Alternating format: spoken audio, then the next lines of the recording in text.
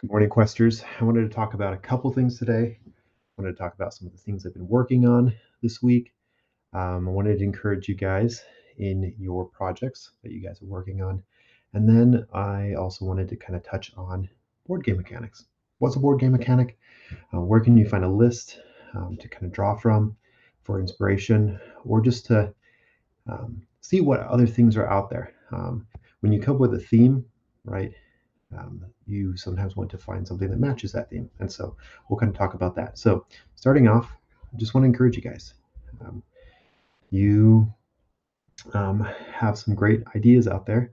I know I've been interacting with Lydia a little bit. I know that she has some cool ideas for her 9 card game. That competition is still on if you want to join in. Currently, we have Lydia participating and a couple others. If you want to participate in that, if you guys are just kind of lurking in the background, kind of interested, but maybe not committing to that, that's okay. There'll be other ones in the future. And this one, like Lydia, might be the one who wins it. And some of you guys might be thinking, like, well, what is it in for? What is there in it for me? If you come up with that game, um, maybe I'll stick it up on the Game Crafter if it's something that works and we can get it printed. And maybe what's the deadline for that? Let's plan out a month. So let's say a month from today. So we'll just kind of think 4 Mondays down the road. It'll be due, and we will then see what you guys have created, and we can get a print and play copy. You can send it to me. I will then test it, and then so we'll say like 2 weeks, depending on how many submissions there are, maybe 1 week. Then I will declare the winner, and we'll see if we can get a copy of that printed off of the Game Crafter. So kind of exciting. I could even throw it up there on the Game Crafter for available for people to purchase, and I'll send whoever the winner is a copy of that game, and yeah, should be a fun thing. So moving on, what have I been working on this week? Well, I've been able to work on a couple miniature painting. That's one of the main things I've been working on. Here's this little, this is Beorn, who's from Lord of the Rings, little character. We've also got Thranduil, who I've been working on for my brother, kind of doing some cool paints with them. Probably won't be able to see those very well. This is low res, but maybe I'll post some pictures of those later. My brother Aaron is not on here. I was going to kind of keep it secret from him until I'm done doing them, and I can send them to him so you can see them in person and live, because it's always better. Sometimes photos don't do miniatures justice. So I've also been working on just kind of reworking a little bit of my sourdough game. One of the playtesters kind of got back to me and said it was fun, it was great, but there was a couple of the recipes in the game that just felt like they were either not super beneficial to winning, whether you had the choice between hitting the number 12 or completing the recipe. It just wasn't, it just felt like it wasn't good either way. So I was like, well, how can I make the recipes a little bit more engaging? Maybe that's what the game needs more than just simplifying those recipes, making the recipes more like, oh, I've achieved this. I was able to make the right combo. So I'm thinking of introducing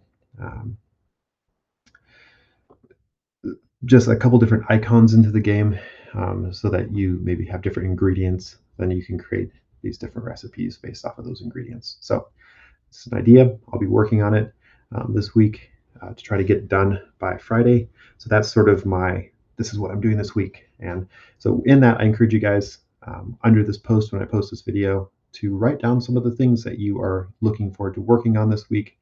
And then on Friday, we'll check back in and see if you completed those things. And that's what sort of this kind of back and forth of just asking where you guys are at in your projects, and hopefully just encourage you guys and kind of create a structure where you guys are encouraged and to complete those things. Obviously, if you don't meet those goals, it's not like, oh, bad you, but at the same time, we want to be here to make sure that you are um, working on your projects and getting those across the finish line.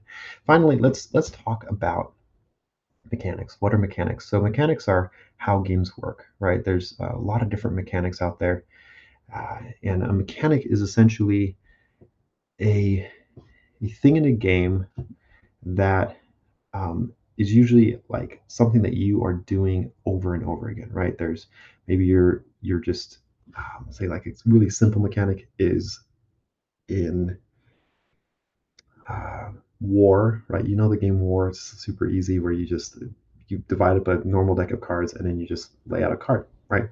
Laying out a card, that's a mechanism. You just drawing off the top randomly, laying down a card. That's a mechanic. Um, Then there are worker placement is a really popular one, and that's sort of the one where there are different actions on a board, and you have a limited amount of like units or people, and you can place those on those spots to take actions, and other people may block those actions from you being able to take them. Another one is I think it's Catan, which is more of, I guess you would almost call it a drafting game. I don't know if you guys don't agree with that. It's okay. You can say otherwise, but it's sort of a drafting game where there are things that you need to get. There's rolling of the dice at the mechanism, and then you gain resources, and then you use those resources to build buildings, which is you're drafting those buildings into your retinue, and then those increase your probability of getting those resources, right? Those are two games that people are pretty familiar with. There's action selection. One of my favorite games, Scythe, uses action selection. So you've got different actions and you select those, and it's also a engine builder, right? So as the game progresses, you are able to build it out the game so that you have more options, and taking a particular action has more effect. Another really popular game is Wingspan or Wormspan. Those are also engine building, right? You build out a cave or you build out an environment like a swamp or a garden. I actually haven't played Wingspan. It's a little confession, but I have played Wormspan. I own Wormspan, and so you build out a cave, and then as you explore that cave, each time you build that cave out longer, add more dragons, it adds more of a benefit, and so you're building these engines that cause you as a player to then advance in the game. And so these are a couple different ones, right? There's bingo, which is just kind of like really just like all random, right? You're trying to draw lines on a sheet, and there's action points, right? Each person has a certain amount of action points, and you once you use up those action points, your turn ends. I have a game that I'm working on, and it's basically done. It's called Merchant Kings, and each person has only two action points that they can take per turn, and then there's available four different actions, and then they can place.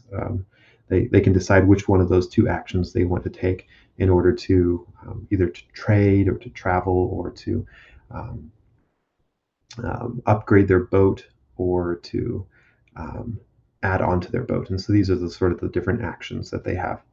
So that's what a mechanic is. There's a huge list of mechanics with you can click on them and it'll give you a description of what those mechanics on BGG, which is the Board Game Geek website. All you have to do is look up board game mechanics, and BGG I think will come up as a top of like a list, and it's a huge long list of a bunch of different recognized mechanics in board games. So there we go. That was today. Questers, I encourage you guys, keep going out there, keep making great games, and thanks for hanging out today. And good luck.